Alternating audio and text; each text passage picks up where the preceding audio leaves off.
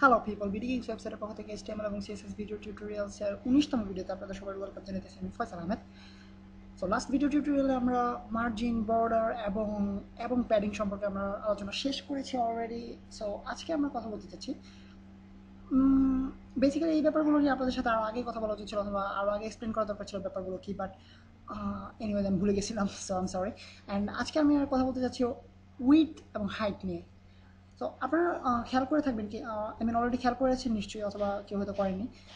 ব্যাপারটা হচ্ছে আমরা একটা জিনিস খেয়াল করেন যে আমরা এই জিনিসটা যতই বাড়াচ্ছি কমাচ্ছি, আর আপনাদের বোঝার সুবিধার জন্য ব্যাপারটাকে H1 করে দেওয়া যাক। H1 H1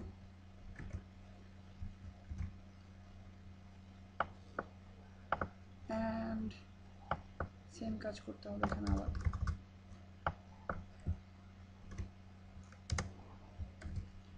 এবং এখানে H1 দিতে হবে।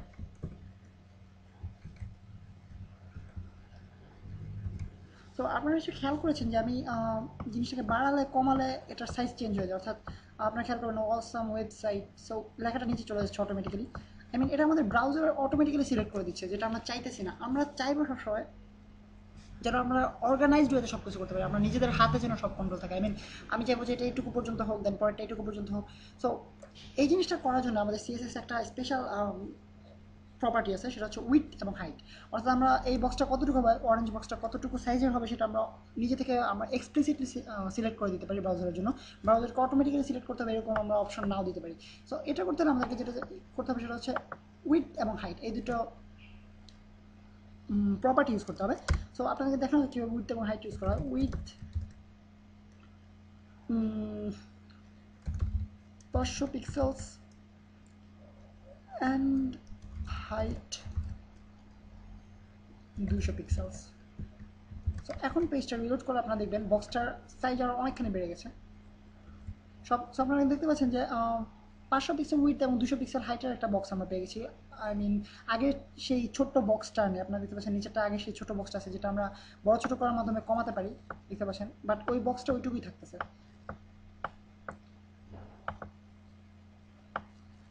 অর্থাৎ এখানে আমি আনা মাত্র লেখাটা চেঞ্জ হয়ে যাচ্ছে, বাট ওই বক্সটা ওইটুকুই থাকতেছে। সো এটা হচ্ছে আমাদের বেসিক্যালি উইথ এবং হাইট প্রপার্টি। এছাড়া আরেকটা জিনিস নিয়ে কথা বলা যেতে পারে, সেটা হচ্ছে বর্ডার্স ইউজ করার ক্ষেত্রে, অথবা আমরা যে কোনো আমাদের প্রপার্টি যেগুলোতে আমরা এক দুই তিনটা আমাদের ভ্যালু দেওয়া লাগে, অর্থাৎ ধরা যাক আমরা বর্ডারের ক্ষেত্রে আমরা দেখেছি আমাদেরকে সাইজ দিতে হয়, স্টাইল দিতে হয়, কালার দিতে হয়। সো সেসব ক্ষেত্রে আমরা করতে পারি একটা জিনিস করা যায়, সেটা হচ্ছে বর্ডার জাস্ট আমরা যখন ওভারঅল দিব তখন আমরা সিরিয়াল বাই একই লাইনে, আই মিন একবার বর্ডার সাইজ, একবার বর্ডার কালার, নেক্সট লাইনে এভাবে লেখার চাইতে আমরা সরাসরি লিখে দিতে পারি। অর্থাৎ আমাদের ব্রাউজারগুলো এমনভাবেই তৈরি, এরা অলরেডি এতখানি স্মার্ট যে এটা বুঝে নেবে আমি কোনটা ধরো কী বোঝাতে চাচ্ছি। অর্থাৎ ধরা যাক 3 পিক্সেল অথবা 5 পিক্সেল একটা বর্ডার তৈরি করতে চাচ্ছি, 5 পিক্সেল। দেন আমাদেরকে এটা ইউজ করতে হবে না, আমরা জাস্ট কমা দিয়ে অথবা কমা ছাড়া স্ট্রেইট জাস্ট লিখবো আমাদের কালার চাচ্ছি আমরা রেড, দেন আমরা চাইতেছি সলিড অথবা ড্যাশড, এনিওয়েজ একটা দিলেই হবে। দেন আমরা যদি পেজটা রিলোড করি আপনারা দেখবেন, সরি আমার কোনো বর্ডার পাইনি, বর্ডার 5 পিক্সেলস সম্ভবত ড্যাশড আগে আসবে, ড্যাশড রেড। আপনারা দেখতে পাচ্ছেন একটা ড্যাশড রেড বর্ডার পেয়ে গেছি, যেটা ইয়ে হচ্ছে 5 পিক্সেল সাইজ। সো এভাবে আমরা একই লাইনে আমাদের সবগুলো সিরিয়াল বাই আমরা ভ্যালুগুলো অ্যাসাইন করতে পারি আমাদের প্রপার্টিজের ক্ষেত্রে। আই মিন আমাদের ব্রাউজারগুলো এমনভাবে ক্রিয়েট করা হয়েছে যেন এই প্রপার্টিসগুলো আমরা কোন ভ্যালু কোনটাতে অ্যাসাইন করতে চাচ্ছি, কোন প্রপার্টিতে অ্যাসাইন করতে চাচ্ছি। অর্থাৎ এটা হচ্ছে আমাদের বর্ডার সাইজ, এটা হচ্ছে আমাদের সরি এটা হচ্ছে আমাদের বর্ডার সাইজ, এটা হচ্ছে আমাদের বর্ডার স্টাইল, এটা হচ্ছে আমাদের বর্ডার কালার। আমাদের ব্রাউজার অটোমেটিক্যালি এটা রেকগনাইজ করতে পারবে যে কোন প্রপার্টিজ আমরা কোন ভ্যালুটা অ্যাসাইন করতে চাচ্ছি।